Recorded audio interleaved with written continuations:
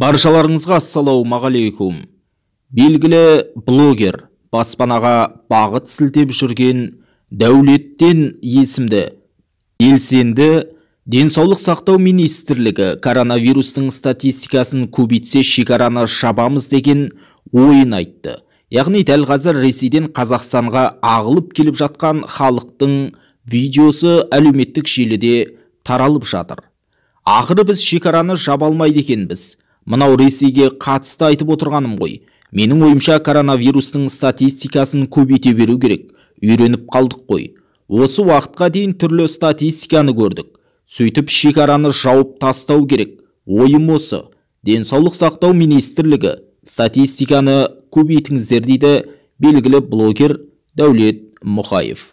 Соңғы ақпараттарда Ресейден Қазақстанға келу билеттің құны 7 миллионға дейін жетті. Яғни бұл деген бұрын соңды болмаған көрсеткіш. Қалай ойлайсыз, расында бізге шекараны жабу керек пе? Төмендегі комментарийге пікір қалдырыңыз, каналға жазылып қолдау білдіруді ұмытпаңыз.